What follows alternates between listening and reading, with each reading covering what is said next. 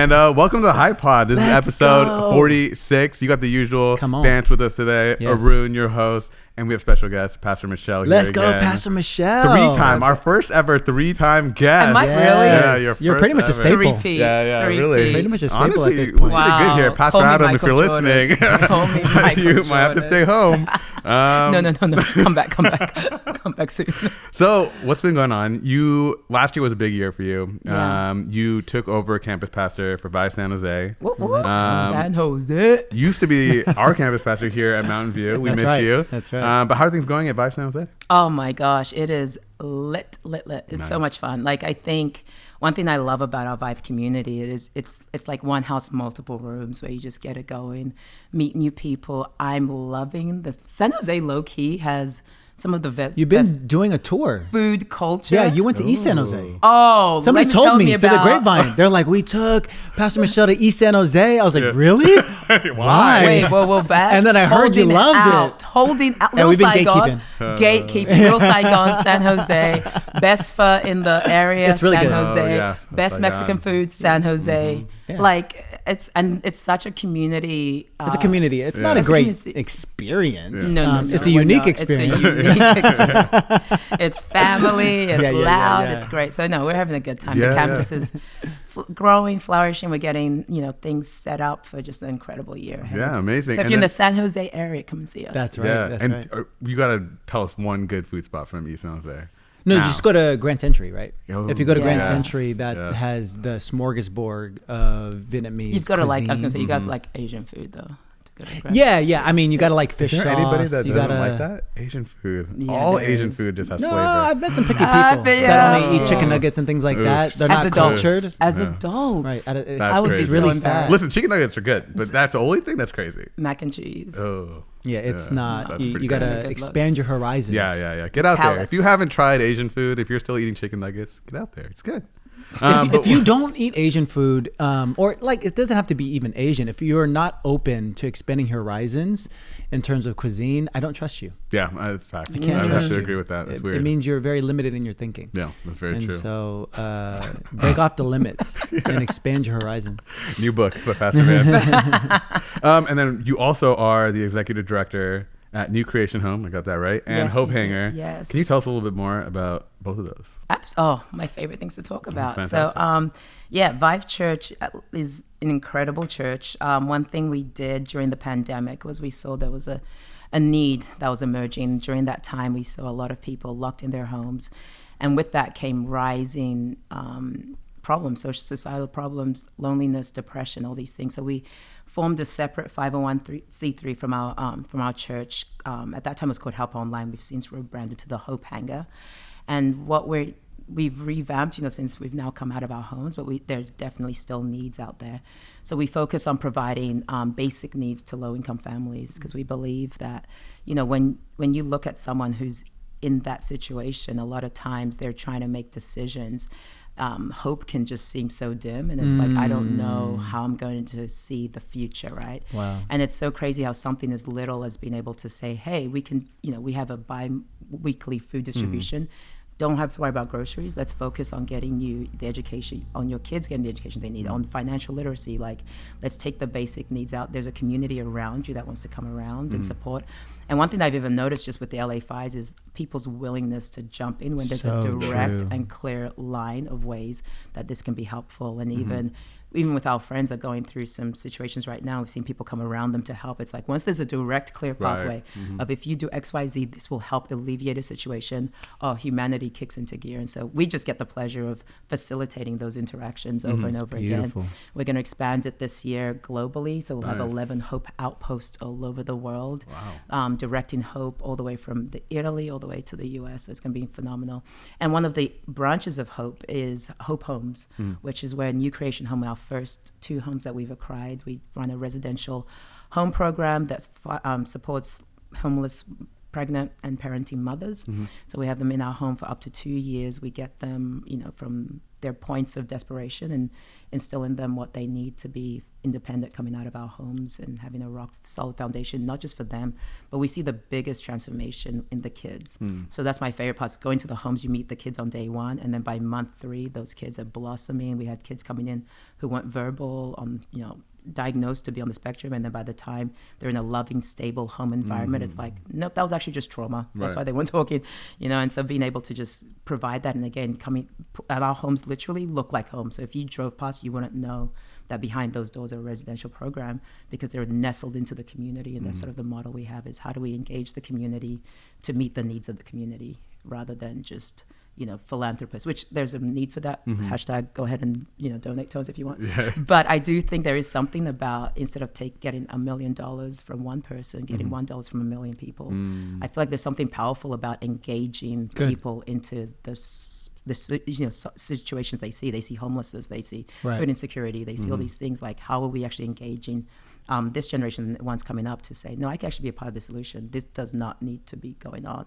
And how do we, our goal is actually to put ourselves out of business, what we always say. Like, we know we're doing it successful when I get the call, hey, we've actually got to shut down this Hope Outpost because this community is already got what they need and the resources to support the people here. I love that so much. I mean, praise God for Vive Church, praise God for Hope Hangar and Hope Homes. And the reason why it still exists and it's not out of business, because it's still serving a need. It's still,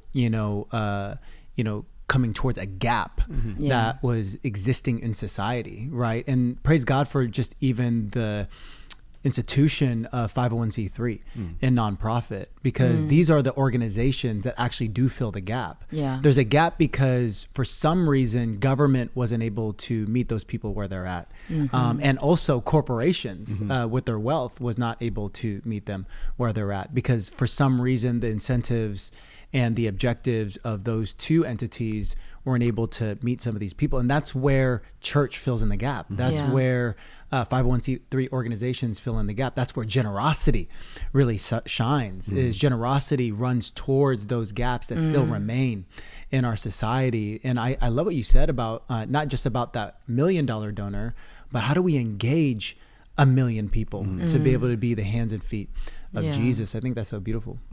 Yeah, and I think, like you said, having a direct goal or a direct person or people that you can help kind of helps do that, right? Like, you have a cause that you can go for. And so we're going to get into the California fires, but a little carryover from last week's episode.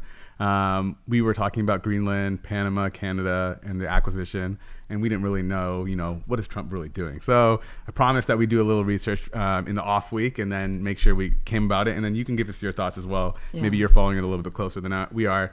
But there is a clear strategic goal for what Trump is doing. So he might be cooking here. So we might have just let him cook. Let him cook. He might have been. We probably threw it off as him not doing much. But the Gulf of America, let him cook. So there's two things. First is the Panama Canal, Greenland. So Greenland, for one, there's a potential trade route that opens up because of ice caps melting, which is really cool. So he is strategically getting ahead of this thing so that potentially U.S. could take it over and then have access to that trade route. And then the second thing is it's to hinder actually Russia or China from getting access to both of these things as well. And then the third theory is that it's just posturing. So he is just trying to get ahead of this and take an aggressive stance for future negotiations and whatever. But isn't there an opening also because they don't like their relationship with Denmark?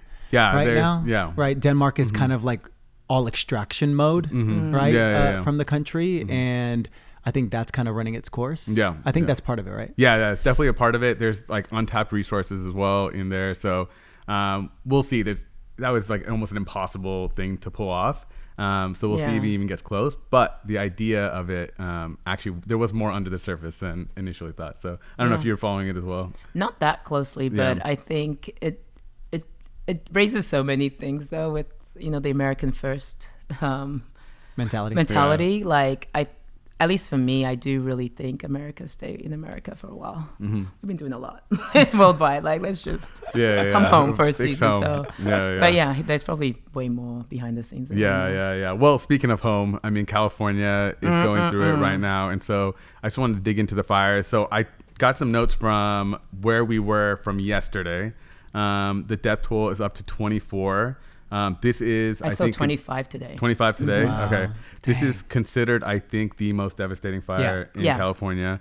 Sure. Palisades and Eaton have like... Definitely by dollar amount, yeah. And I think structurally too, like the amount, obviously with the dollar amount. And I think it's for those that don't know, if you don't live in California or not following, I think it was a convergence of a lot of events. I mean, the risk factors were always there, but it took the significant winds, plus whatever started the fire. There's still investigations going on for what did start it. But we know arsonists were involved. Is that confirmed? Yeah, at least a couple of them, there's like videotapes. I mean, whether they started it, right. I don't know, but like they're definitely not.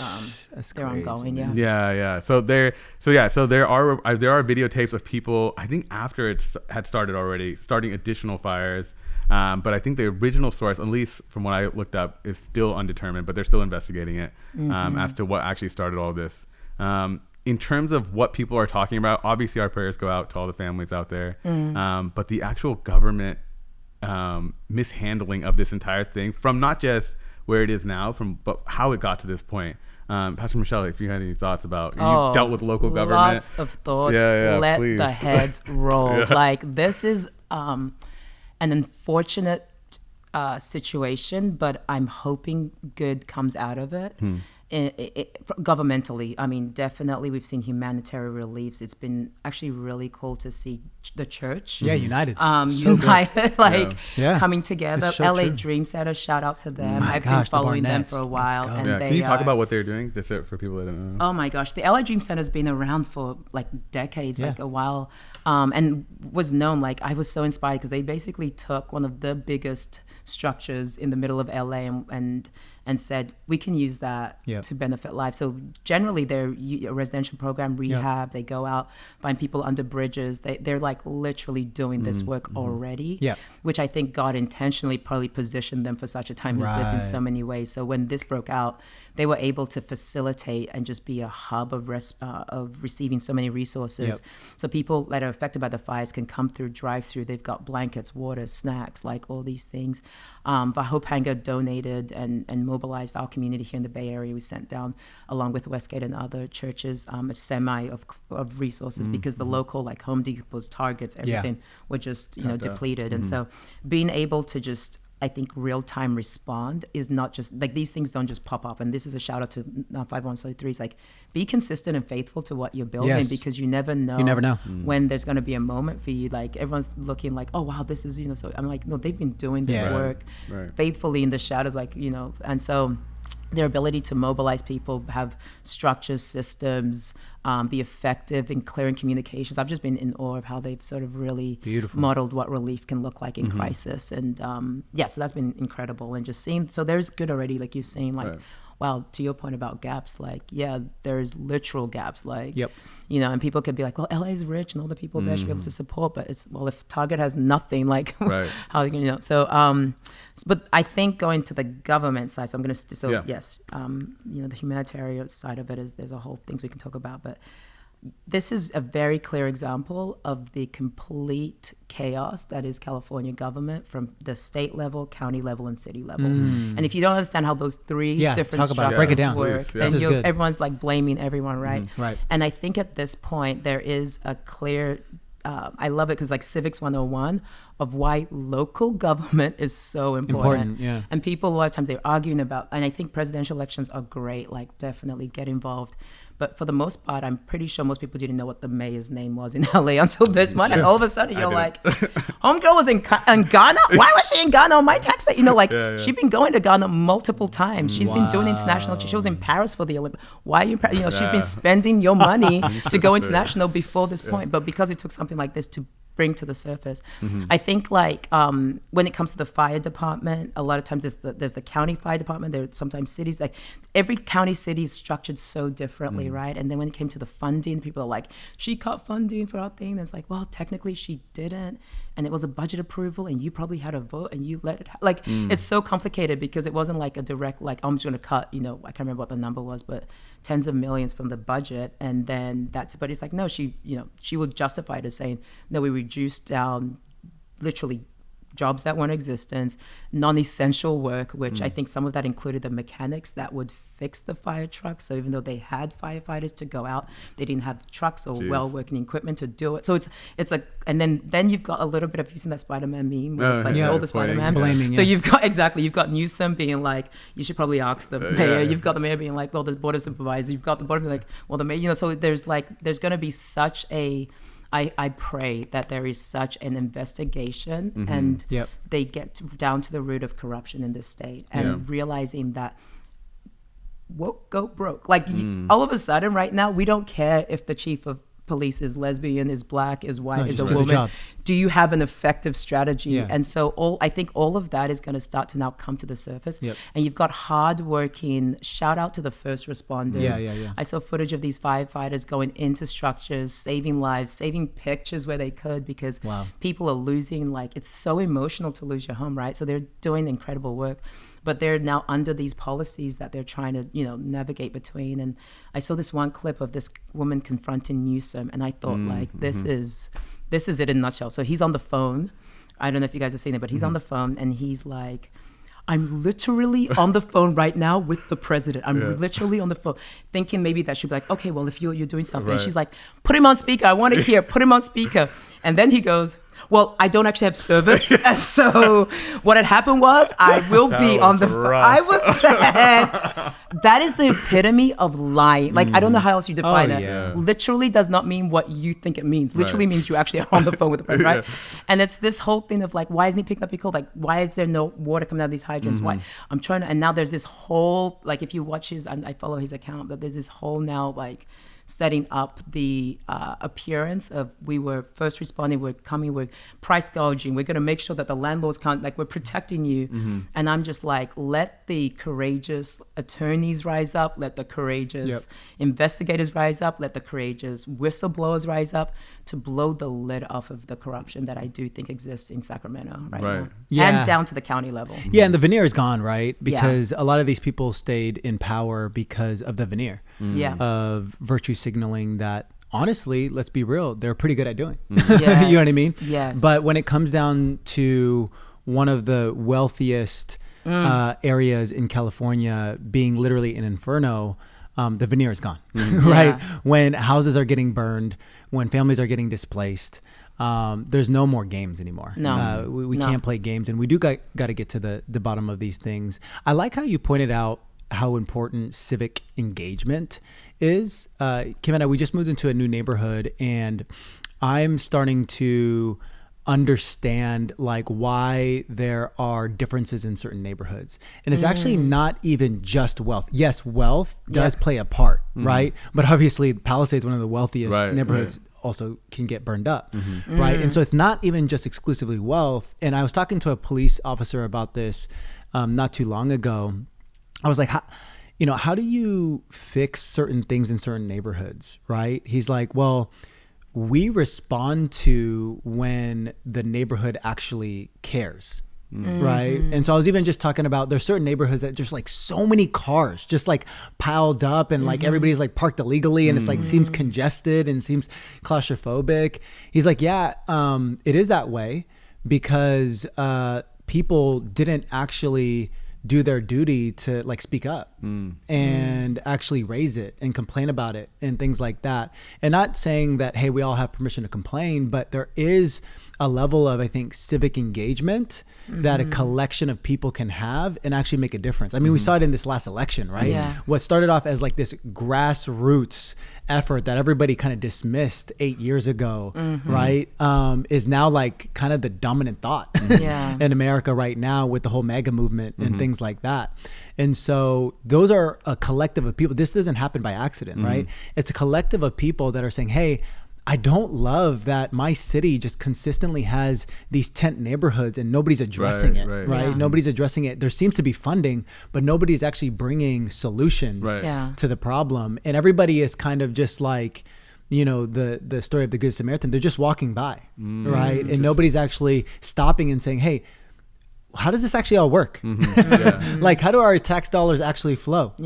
What power do we actually have? What actually makes it to the docket of voting and things like that? So, Michelle, talk to us about, how can somebody that might feel powerless right now and might feel overwhelmed when you talk about civic engagement, what are just some basic things that you can do? I mean, I like to start small and then go big from there. So if you live in a neighborhood, do you have a neighborhood or homeowners association? There you go. Do you have a neighborhood association? So one of the areas now that we are supporting with Hope Hanger in San Jose is a neighborhood in San Jose, and they're organized, like they're identified as, low-income neighborhood, but they have a neighborhood association. They have a president whose job it is to listen to the community, to the residents there, and to work with the city to address some of those things, right? So most likely you have someone in your neighborhood, and a lot of people I can't be bothered because I have been to a HOA meeting, and it is like time you'll never get back. However, if the right voices are in there, because it does tend to pull on the ones that want to hear their voices. It's like the people that didn't get elected in student council that are like, now I get some power, Right. So you do have to navigate some of that local politics, but if you can find a way to at least say, okay, how can I make my block better?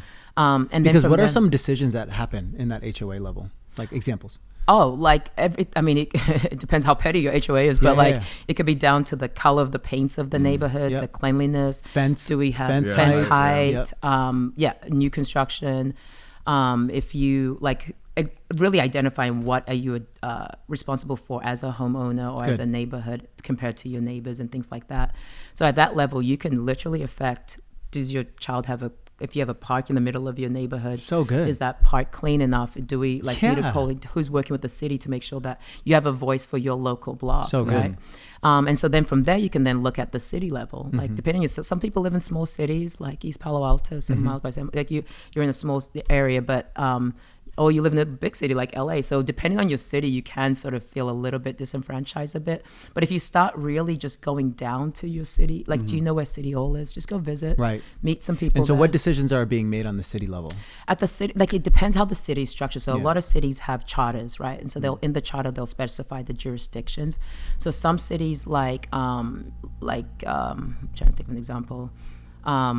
East Palo Alto, for example, the way that they're structured is they have a city council, and within the city council, they sort of rotate the mayor's seat. So you have some cities where you actually don't vote for your mayor, you actually vote for the city council. And then at the city council level, they work, sometimes they'll work directly with the school districts is through the city, sometimes they'll work with... So educational agendas. Exactly. You can have influence on. We're talking conditional use permits for if there's vacancy in that main strip mall. Development in your city. What type of business do you want in there to benefit the city? Water and things like works, that. People are works. literally making these decisions. Yes. As a church, right? When we were considering actually a building in East Palo Alto, we would have to apply for a conditional use permit to be able to assemble in that specific place that we're looking in. And the city has a power to say, Vive, you can be there, or Vive, you can't. Right? And then the city has to rise up and say, do we want a church here?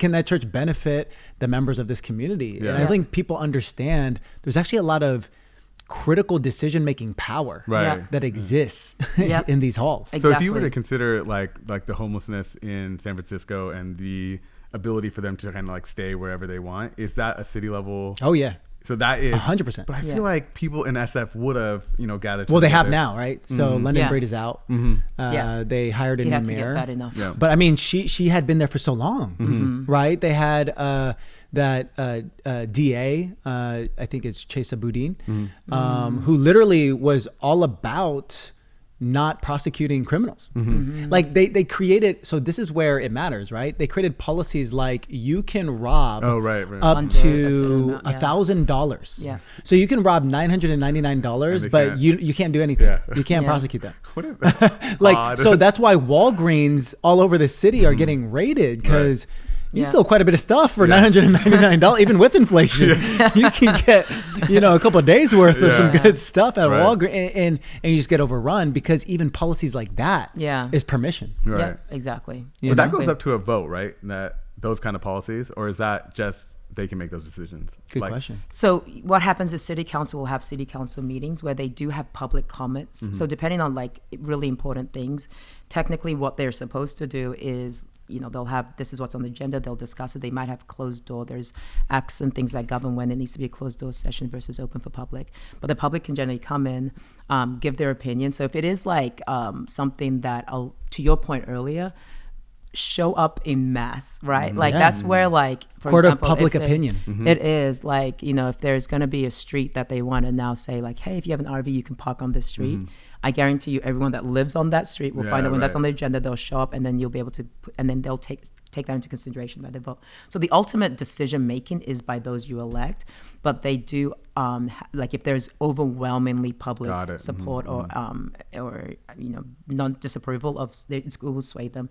And that's where you have a lot of backroom channeling. That's where you have a lot of like, oh, so-and-so's on the city council, but their kid plays sports, so when they're at the sports game, they'll have, you're not supposed to, right? You're like, but like, that's how it happens. That's how a lot of these decisions ultimately follow the flow of the money, and you're like, okay, you actually made that decision because, which is why, again, going back to LA, let's do an like all these decisions that had been made to lead to this moment, including, again, I still want answers to why she's in Ghana for the president's inauguration, and just the lack of leadership. And, I just saw a clip, right, of they're just asking some of the leaders like, hey, so what's gonna happen? There's no answer. There's no answer. There's no answer. Not even like an answer of just like trying to be politically correct or anything like that. It's just like ignoring, no answer, right? And it's a lack of leadership. Coming. No, I think they've got lawyers that say, don't comment, don't say a thing, don't say what you say can and will be used against you in the court of law. No, it is, and the people that suffer, it's the people that suffer, right? And so I think, and then the county level is where I think I love that level because counties then oversee multiple cities, and usually the county oversees, you know, our emergency services. So when you call 911 dispatch, that's usually those dispatches are at the county level. So that depending on the city, you're not like, you know, they can control where the emergency vehicles are more. So again, all counties and cities and everything they run. The superintendent of the schools.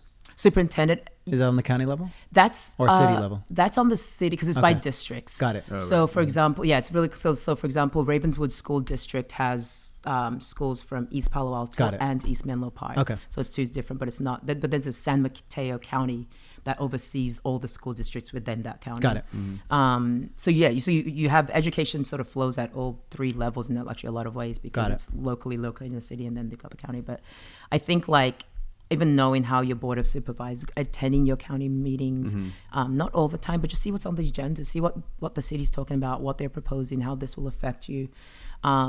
Just go to the website, make sure you know who's in power. And so when the ballot comes up, you're not trying to then educate yourself. Because that's a lot to try and do. So like the county, the city all have a website with an agenda and that you can check weekly. It all has to be public. Because again, remember, these government officials work for you. Public servants. They are literally you. If you're not a home employer, you do have employees. They're called the government, right? Like as a taxpayer, you've got people that are working for you. And the moment you don't feel like, whether it's, you know, criminal justice, whatever it is, whatever area you're feeling like, actually my kids are not doing, like there is a way you can get your voice. Now there is definitely a distribution of power. Wealth is definitely a factor. So there are communities that are able to more easily navigate. Language skills is definitely a factor. That you can definitely education, like being able to know how to sort of, and not education like formal education, but just knowing how the game is played a bit. I think some people are going into these a little bit naive, but I do think at the end of the day, the beautiful thing about the US is it really is fundamentally we the people, all the way down to its smallest unit, right? Which is the family. So it's like there is a way that, and the Bible's really clear on how government should be structured. There should be levels. There should be, like, it's really well structured in that way. But I do think we turn over so much power, and we saw that during COVID. But what about this line of thought, like, oh, I don't want to be political, I'm a citizen of heaven.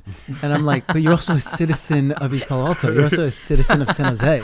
You're like, it's both. It's not like either or. Yes, we are citizens of heaven, but like literally we got a lot of problems in our city, and we're supposed to bring heaven down to earth. You know what I mean? It's not like citizen of heaven means I get to float above it all, and I'm like transcendent. Maybe in my spirit and my soul I can have peace beyond the circumstance, because you can't control everything, but you can make a contribution. You can, right? And collectively, we the people can make a difference. I think I got restored in my faith in that because of this last election cycle, right? Where I just felt like if it didn't go the way that it did, you know, it would just be very suspect to me. And the only reason why I said I was encouraged by it is because everything, and maybe I'm in an echo chamber, but generally speaking, I felt the vibe shift before even the election. Right. And so I would have been just so suspect, right?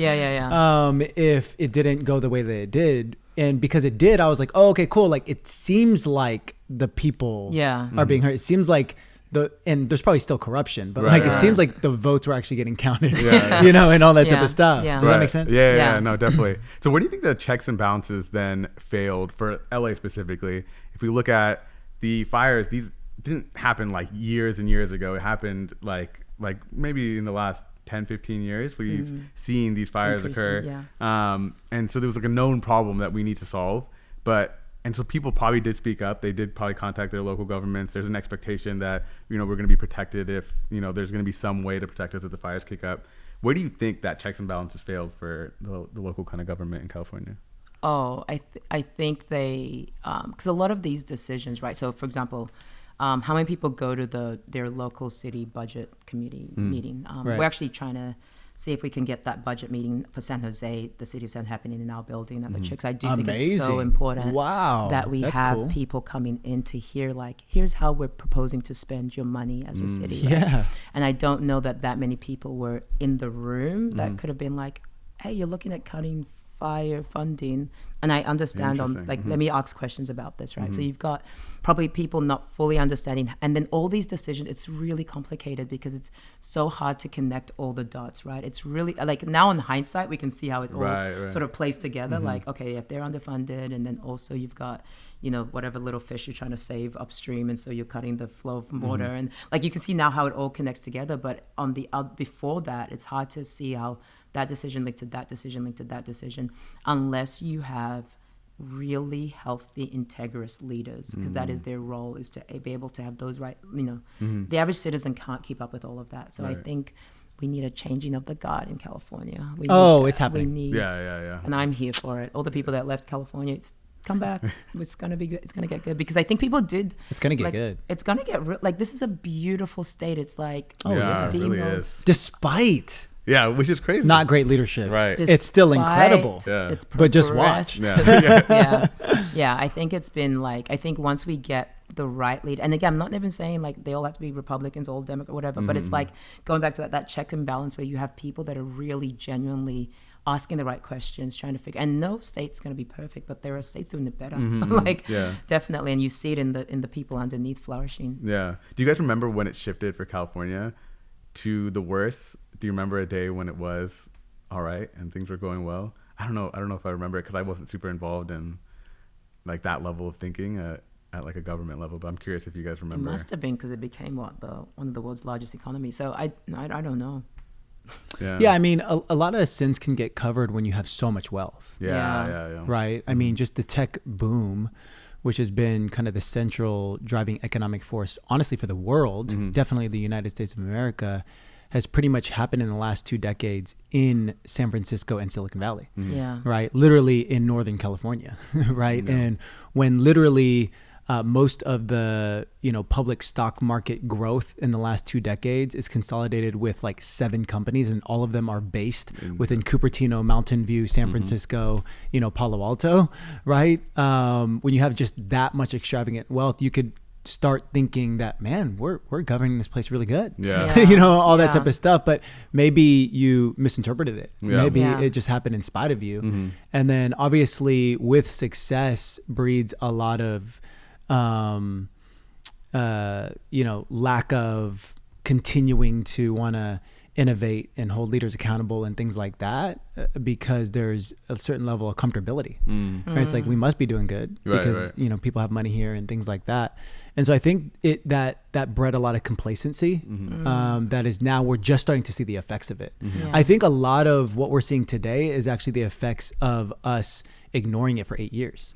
Right? Who's in charge, the decisions that they're making, and things like that. And we're just starting to see the effects of it now. And so people are just starting to wake up to the fact that, oh wow, we really need to pay attention to this. And I think California typically, like, they focus so much on social justice stuff in the state, right? Like, it's like, we're gonna be the leaders in women this and diversity this and this and this. And you're right, when it comes down to people's homes burning, like it's at that point no one's like the social. And I think if you look at U.S. history, even like and we were just talking about that earlier, how social justice movements sort of like those conversations get so emotional and so big, so they overshadow all other things. When you talk about U.S. history, it's going to come up slavery, right? You're not going to talk about the Civil War without bringing up slavery. Right. You're not going to talk about when you talk about COVID, BLM movement. Like there's always been like some sort of emotionally charged focus that can help people sort of do, and I'm not listening, like I think people have been saying it, but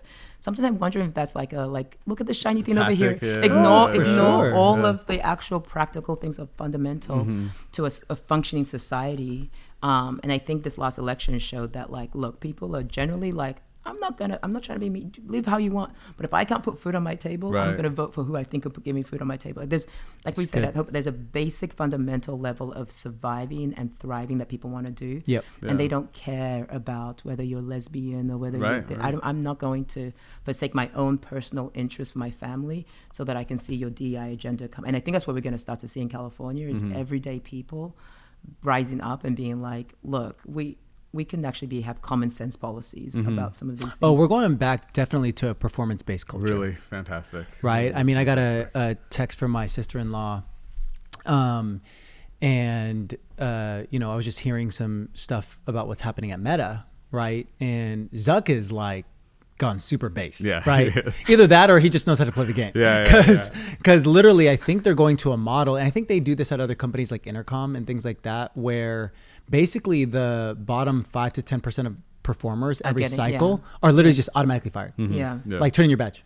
Like if you got a certain mark, right? It's not even a conversation. It's just you're fired. Wow. And so we are definitely going back to, hey, it was fun and games, guys, for the last 4 years. Like it must have been cushy. No, but we got to start performing because he's the type of guy, he's competitive, right? Like he's fighting now, all that type of stuff. Like I'm sure that he wants to win the AI war, right? I'm sure that this is a move that he's making of like, no, we're going back to the roots of when I was personally coding for like 22 hours a day, like day in and day out at this company. And that's why you all have jobs.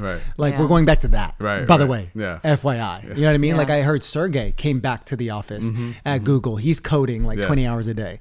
He's like, we're going back to exceptionalism. We're going back to what created even just the impetus of why these companies became great in the first place, right? It wasn't because of perks and inclusivity and not stepping on each other's toes and all that type of stuff, right? It was because we had a commitment to our craft. We had a commitment to actually creating solutions for the customers that we serve. Do you think we will still keep diversity in how people have, like, what led to people being like, hey, there's some disadvantaged groups? Do you think as we go to performance, people will be surprised that, hey, maybe actually this is not what was keeping certain people out of it? It's interesting, huh? I feel like the pendulum always swings, right? So obviously it's swinging strong anti-DEI right now. It's swinging strong conservatism, right? That's like in vogue now, right? It wasn't in vogue for a really long time, if ever, in the Silicon Valley, right? Probably what has to happen, I would assume, on the Democratic side is an abandoning of those things that are clearly like super left woke ideology if, the Democratic Party is going to be taken seriously again.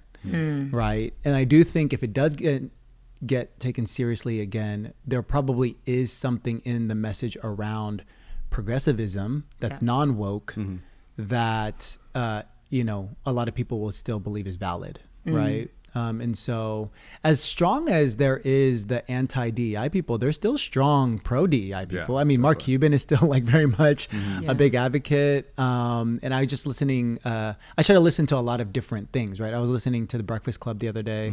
They're talking about like how, the world's going to hell, and all that type of stuff because of these, they call it super right-wing ideologies and things like that. And so there's still definitely points of view being had in all different levels. And we obviously live in the Silicon Valley. And so I still have a lot of friends that are very much scared about the next 4 years and things like that, as much as I have friends that are very optimistic about the next 4 years. And so I don't think that a lot of the ideologies of what, DEI was DEI before George Floyd, by the way. Like that, those initiatives were already happening. If anything, it just accelerated like crazy, right? In the pandemic and kind of in the BLM movement and things like that. But those things were already being set up, right? Like corporate social responsibility, that whole wave, like all those things were being set up. That was actually CSR was a precursor to then the evolution.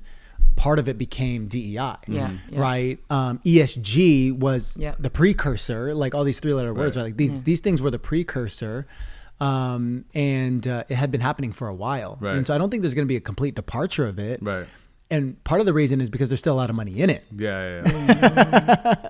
Right? You got to follow the money. Right? There's still ETFs. There's still hedge funds. There's still, really, really big bankers that are banking on these industries, right? And they're not going to just lay down and say no more with this. They just have to reinvent it now, because it's definitely not as popular as it was. And there was good intentions with all of these efforts. I mean, for the most part, right? You start with good intentions, and then you just you stray a little bit too far to one extreme, and then you got to kind of come back, right? And I think that is what you're saying with the pendulum, right? It kind of swings too How far. would you describe the good intentions? Yeah, I'm curious. With DEI and I think it was this idea of you look at the metrics and you see that there's not enough diversity. And so maybe it's, are we giving women enough of an opportunity to join tech jobs? Are we giving other minorities enough of an opportunity to join tech jobs? And so I think if that was, I don't know, I wasn't there when it started, but if that was the intention of making sure people got the right opportunities, then it was like, okay, that makes sense. But then if it was like, we will give you that opportunity, even if you're qualified or not, that's when it went too far, right? It was just like, at least you have the chance of having an opportunity. Yeah. I saw an article looking at affirmative action in schools. And now I can't remember if it was Duke or Harvard, one of the schools, like their Asian admittance rate has just plummeted. And I think the very suits were brought by the Asian community. And so you've got, it was a pro-black site, but it was basically like, well, how do you like it now? Like you guys brought this suit, now look what's happening, And so I'm actually curious. I want to follow college admission rates going forward, because I do think we have a different cultural type. I think like Gen Z is definitely different. I think the way that we're now way more connected through social media, et cetera. So culture is very much integrated. I think it would be odd to go to a company that's all white right now, even with or without DEI. For this generation that's coming up, they're just used to inclusivity. Like depending on how you grow up, but generally speaking, I'm very California centric. It's so diverse when you just step out on the street, right? So I think our church, right? I think there would be just a natural sense of like, if it is too one way for too long, it's like, wait, what's going on here? So I do think there might be some course correction, but I think the people that are pro DEI, the people that are scared, are just waiting for there to be like Black people going back into like not as good jobs. There's gonna be less women in like banking, like all these like, man, I thought my daughter will have a role model as a president, whatever. Like now there's just gonna be all men that are like whatever it might be, and I really do sense that I don't think that's gonna be the case. I think you have very well merited people of color, of gender, of all different things, and with the right lead. That's why leadership matters. With the right leader over the institution of the organization, the right people will rise up. But I think there is distrust that's able to happen without training of implicit bias. And are you looking for the right thing? And you're looking for the name. And I was talking to someone who does college admission interviews, and they're now not allowed to ask someone anything about their race or anything about like, or even report that onto the form. Good. So it's like there is a lot of like now blind merit sort of coming in that I'm hoping though. But then you have to, I think what would have the part of the conversation where people get frustrated is that, but who's addressing the fact that there had been historically marginalized groups of people in this country? And I think that's where it's like, well, let's get on the ground. Let's actually look at the school systems. Let's look, because our education system, I don't know if you've seen these videos of like Chinese schools and what they're doing. And then you look at US schools and we're like, okay, I love Common Core math, but I need you, like our what we're actually teaching in the school system. Are we actually teaching them to be competitive, not in this world, but in the world they're going to be in, right? Yeah.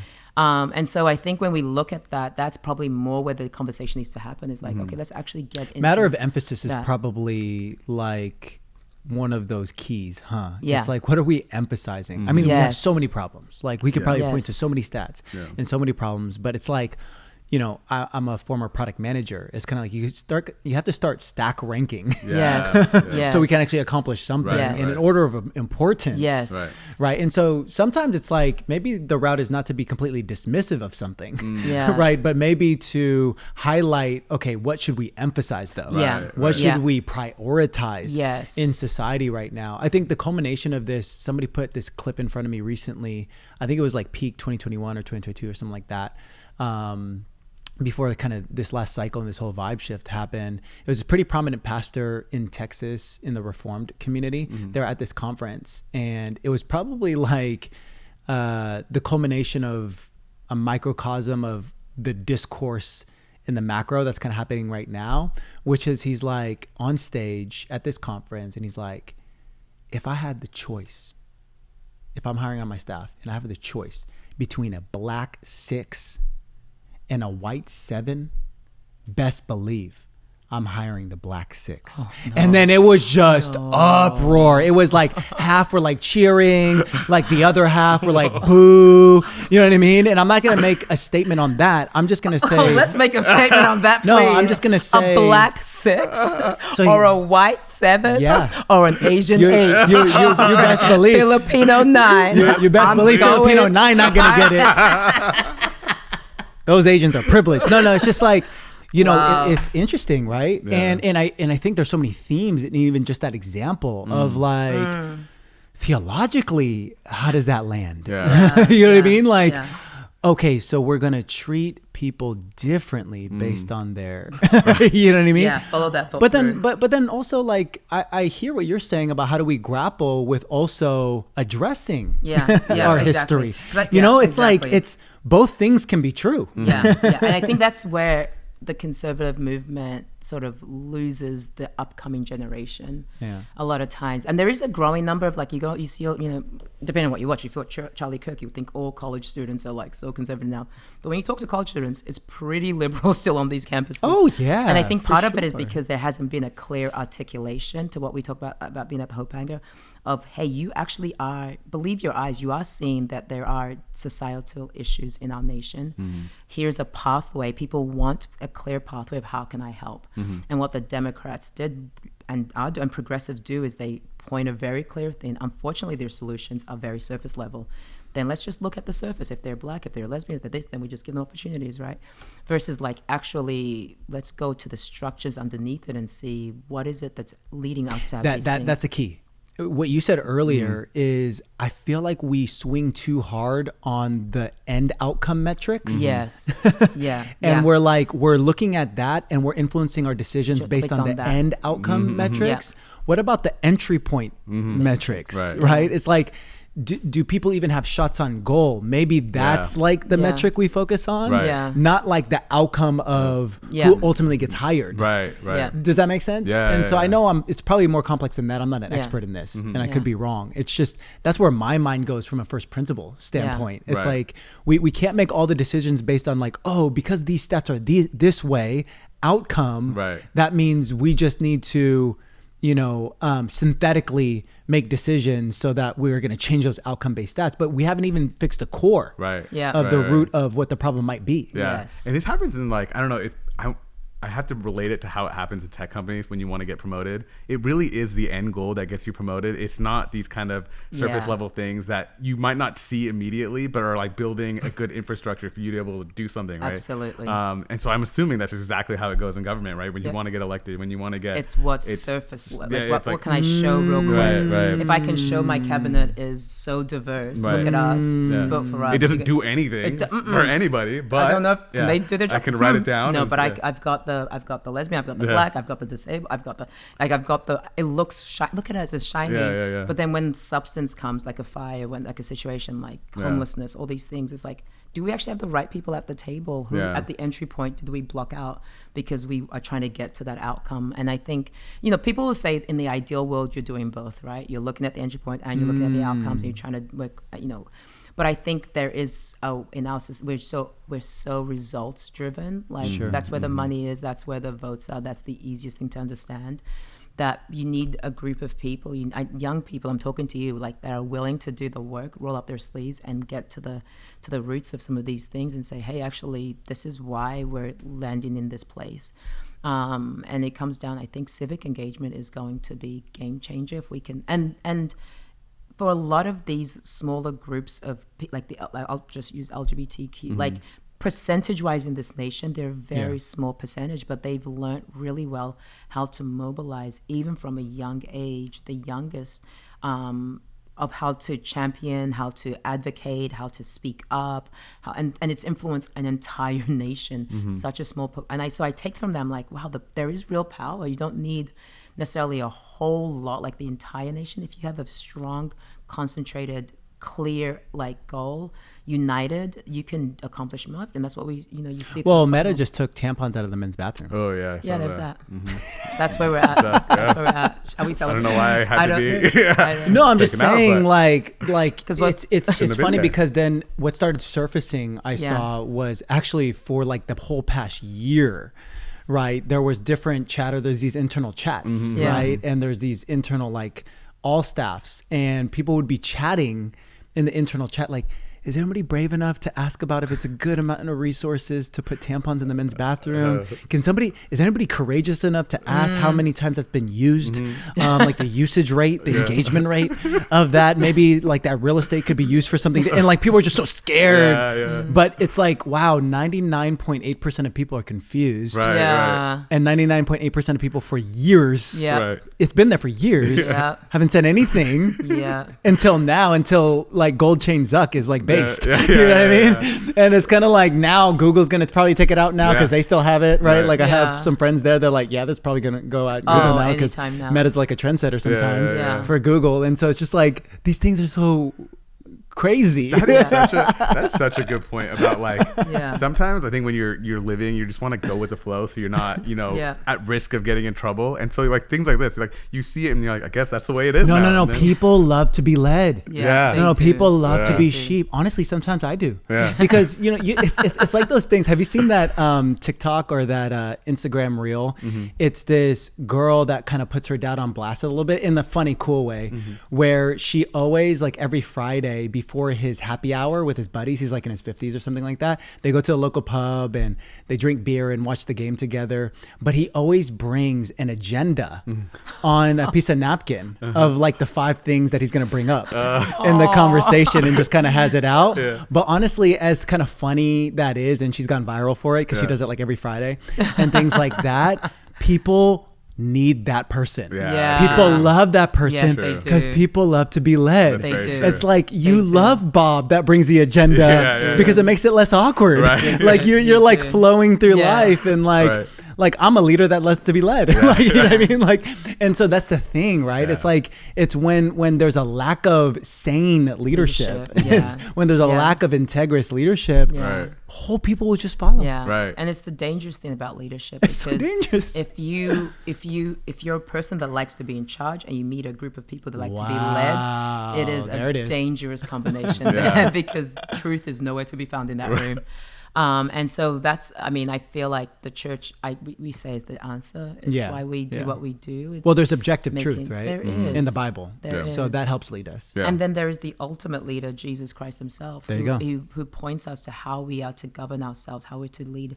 I came to serve, not to be served. Beautiful. So when we're in a room, we're not the loudest, but I'm here to, like, it's, listening skills is not something that's, it comes from the Bible, right? Like, be slow to speak. It's like the principles of good leadership you can find in the Bible and in Christ's model for us. And so when we have more godly leaders, you will have a flourishing nation. It's not that we are like Christian nationalists because I want to eradicate all. No, but Christians done right, done the biblical way, really is what, like, we all desire and crave, and at the heart of it. And so, I feel like we're probably going to see I'm believing a rise of godly leadership in this state. Amen. In our county level, I'm seeing that in the conversations I'm having with people. I'm getting people engaged. I was talking to someone at the Hope Hangar, and she's like, I was going to apply for this position. I'm like, do it, apply for it. Like, it's like in the small, like the city of Sunnyvale has an opening for, I can't remember which board it is, but I'm like, get on there. Right. Because at the very least, like, even if you learn people's name, you learn, oh, that's Kathy, that's the clerk for that, or that's Bob. And so when you need something, you're like, hey, Kathy, do you think get me a meeting with so-and-so? And Bob is like, yeah. That's how these things, it's all relationship. It's all who you know. It's all having like, oh, I'm going to bring you cookies. Oh, I heard you were sick. Here's some chicken. Like, it's all that sort of like, and I think that's actually beautiful. Where it gets perverted is where you have big money coming in and all that kind of stuff. But I think we're going to see a rise of people realizing, like, as more and more of these fires and things happen, no, my voice is actually important. Yeah, we're going to see a rise of righteous leaders. I believe it for sure. A revival of righteous leaders, a revival of, honestly, Christians stepping up. Yes. And bringing biblical principle, bringing Christian principles in these places, because ultimately I believe those principles are going to lead to flourishing. Yes. Right. And here's the thing, like, just because you are a Christian, and that should be your first position, your first identity should be Christian. Right. Your first identity should be, yes, a citizen of heaven, a follower of Jesus Christ. That should be your first identity. But that doesn't mean you have to negate all of your other identities. Right. I'm not advocating for an identity crisis. I'm just saying I'm a Christian. I'm also Filipino. Right. I'm also from Kent, Washington. Right. I'm also, the son of my mother and my father. You know what I mean? Like, I'm all those things, right? My first position is in Christ, for sure. But you can still have a healthy sense of pride and acknowledgement, and redeem all those things from those different subcultures. But it is sub to Christ. Right. It is sub to what we're collectively doing as a church. Yeah. And you see in him how he recruited the disciples, the initial prominent fathers of the church. He didn't take them out of isolation of the context of what they were doing and like, now you will be theological scribes and you will stay with me. No, for 3 years they walked with him, they dined with him, he used their crops. He would say, the kingdom of heaven is like this, and they would be like, oh, I get that because I was a fisherman. Like, like he would use their crops, he would use all the things that made them who they were to further his kingdom. And I love sorry. You're good. I'm new here. But I love what Hype is doing specifically, where it is giving people, I think Pastor Adam said this 2 Hype sessions ago, where it's like, when he was explaining what Hype is, and it's like, man, the coolest moments where people realize like, oh, what I thought was my identity is actually a tool for the kingdom. Like, there it is. It's something I can use to further the kingdom. It's something I can fully embrace and stand in it and be like, man, I'm a boss CEO, but I'm a boss CEO to further the kingdom of God. I'm a venture capitalist to think about ways to, how can I fund these solutions and these businesses to further to bring heaven to earth. And so I love that, because sometimes we think church of like the Sunday morning 9 a.m. to 12 p.m. time block, and then everything else is just secular, right? But it's like this realization that bringing heaven to earth is a full ownership of all the identities God's given us, and He wants to use all of it, and saying like, man, I love culture. I love rhythm. I love spice. I love flavor. You need us. We need each other. We need Sorry. That's right. We need each other. We need each other. No, but yes. But it's true. It's well, so we need true. you. We need each other. And Paul was a poster child of that. What a great example. He was. Well, he has this famous verse about I am all things to all men. But in situations, he showed that. He modeled it. When he went in a meeting with Caesar, he's like, hey, by the way, I'm a Roman citizen. Yeah. You guys are trying to beat me up. Right. Yep. I'm a put my Roman citizenship up. Like I am, like, I'm a voting member. You can't do what you're doing to me right now, and I demand a meeting. Paul understood government. Paul understood civic engagement. And knew who to call. But then also when he's making his speeches, he also says, I'm also of Jewish heritage. Yes. So he's like, I can relate to you in that way. You know what I mean? Like, I'm not abdicating my ethnicity right now. But in all things, I'm a slave for Christ. Like, but and in all things, I'm sub to being that slave for Christ. 1,000%. And you see people promote their other identities. That's where it gets mixed up. And that's where you have DEI go awry. And that's where you have society. I mean, I always say the gospel is not a social justice message. Believe it or not, the idea of the gospel is not, we're here to fix, like they said, the poor will always be with you. And for someone who's in nonprofit work, that's kind of discouraging, because I'm trying to put myself out of business. But if you go with the healthy perspective, there's like, okay, then what's the point of the good news? And the good news is, no, a kingdom is now being established in you. There's a new rule and reign that's coming among you. And so despite your current present circumstances, there is a better way that we can all live, and you can walk towards that. And that's what should fuel us, is like, we're actually advancing the kingdom here through our businesses, through education, through all these things that we may not see on this side, but it's gonna manifest. It's coming. Let's still do the works. Let's still let's still save as many people. Let's go to take on hell with a water pistol, whatever it might be that you need to do. And let's go. Let's rise up. Like, we're not backing down. Like, look, I've got this righteous indignation inside of me now to fight like I've never had before, to leave a legacy on this earth, to see my kids rise up like never before, because there is a conviction that I have that I refuse to let evil win. I refuse to let it win in any zone, in any way, whether it's black, whether it's white. So I'm going to call it out.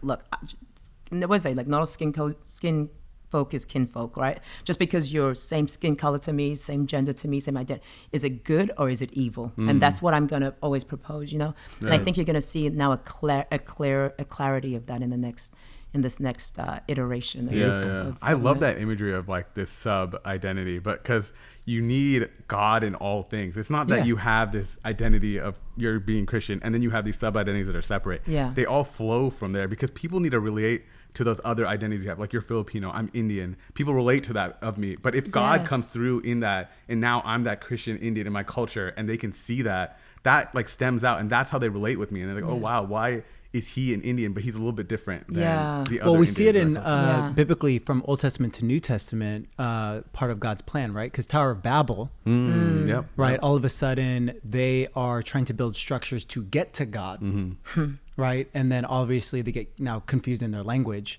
They can't communicate. They can't unify, right? And because they can't unify, they can't finish the Tower of Babel to actually get to God, and so they fall short of their goal. But in a similar fashion, in the upper room, right? It wasn't that they could get to God. They waited in the upper room and God came to them. And then what started happening? Again, they start speaking in different tongues. And so the distinction of tongues, the distinction of speaking in different languages has always been part of God's plan. It's just this time there wasn't disunity, there was unity. Because they can understand, even though we're speaking different languages, there was a Holy Spirit now uniting us for one purpose and one cause.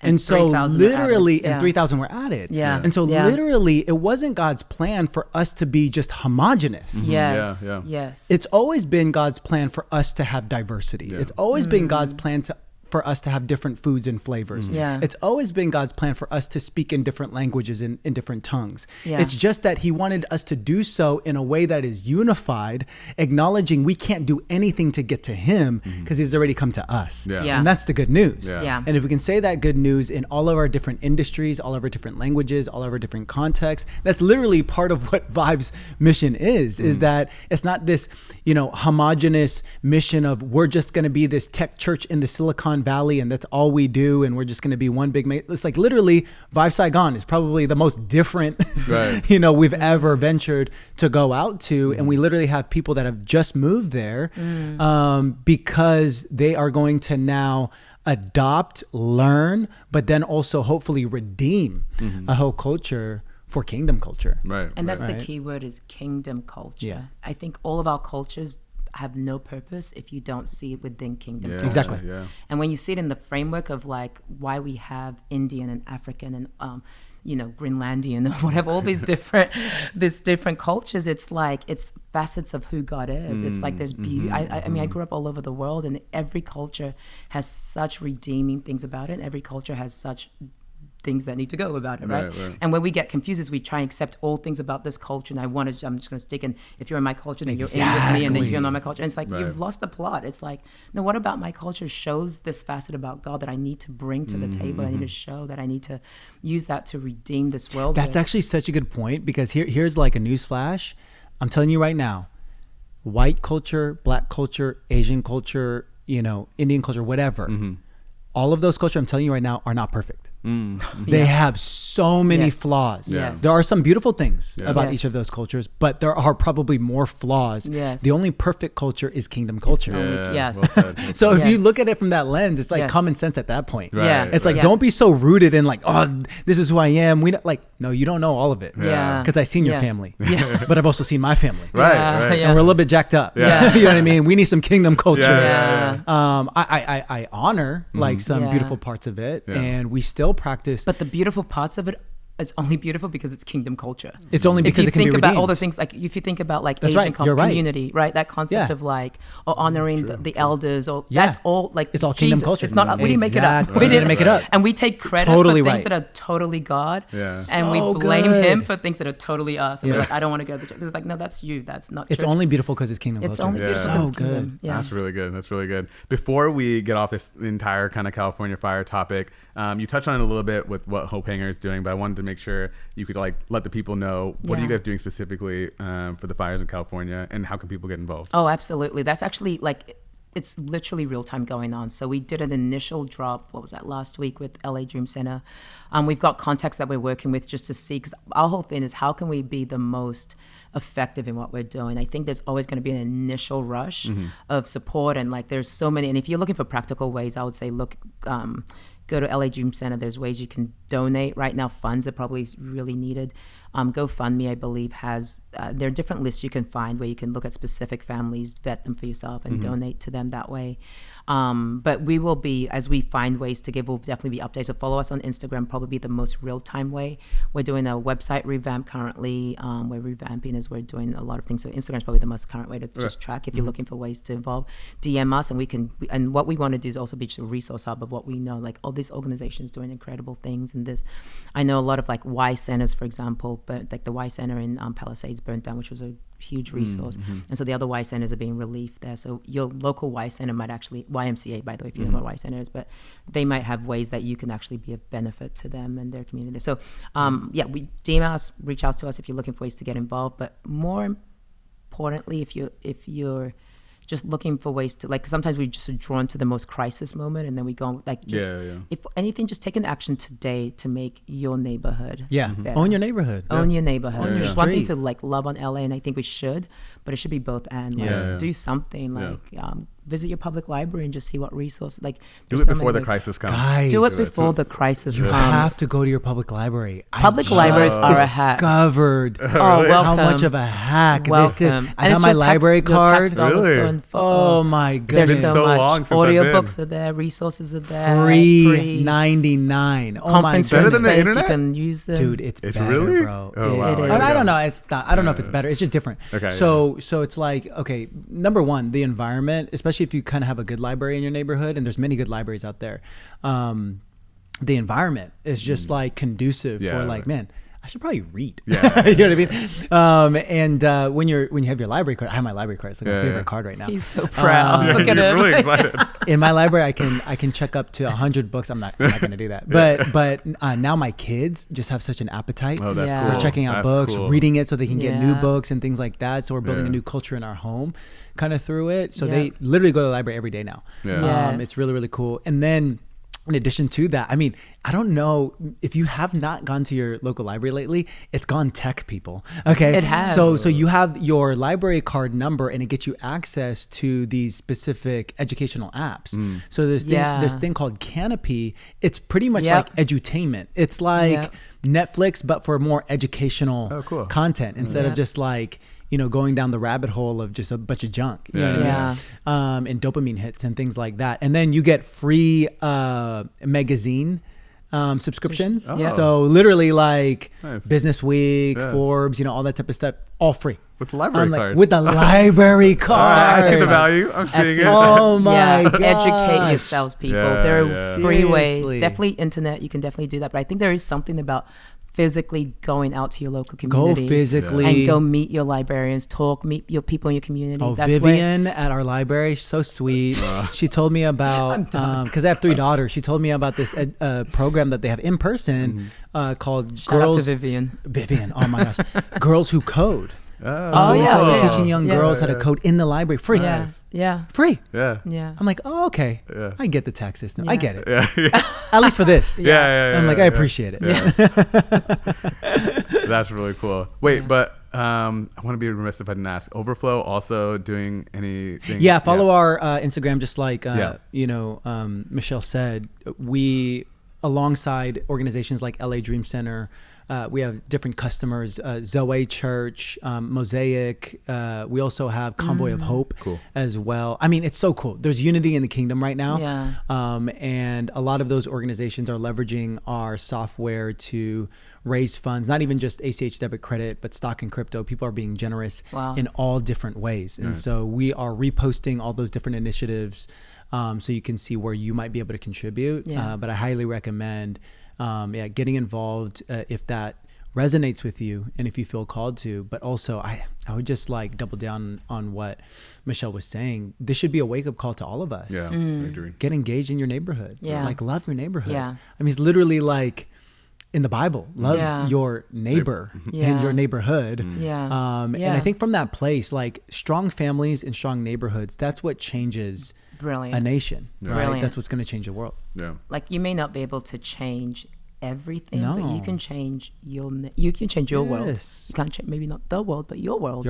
You can create a little haven. I really believe we're going to see pockets of like of like literally heavens, righteous neighborhoods. Like you walk into them and you're like, man, things are functioning well, even in the midst of the most corrupt whatever. Like, because those neighbors said, you know what, stand for righteousness. We're gonna it's good. And so it's, you know, I prayed and we got the best neighbors and my best friends moved in. I'm like, why don't I like go pray around? I'm like, you know, I want the best neighbors here. I want ownership. I want people that love this beautiful city. I want, you know, we live in East Palo Alto and it's like we've seen that. We saw literally the murder rate. It was once the murder capital in the 90s. Last year. When we moved in, people keep reminding us, you know, that was the murder capital. And I was like, and I came because I moved here from Southside Chicago and I remember one time I drove through and I'm like, this looks like regular homes to me. Like I've been to the And so but even now to like, you know, last year having the year before like having 0 homicides and last year I think it was like it's amazing. Less than a handful. Like, you know, like, and you know, not one should happen, but from what changed, right? Like, and there's so many different things. You had churches rising up, owning blocks, you had prayer works. It was like a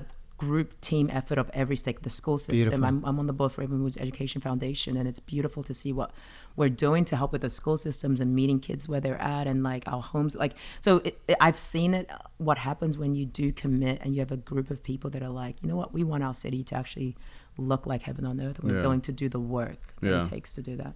Yeah, that's amazing. And it's been a great episode. And if you're out there and you've been listening to this and you're inspired by that, it starts with you guys. It starts with you. You got to get out there, make the change you want to see. So please subscribe, like, comment, share, and we'll see you next week. Cheers, guys. Awesome. Cheers.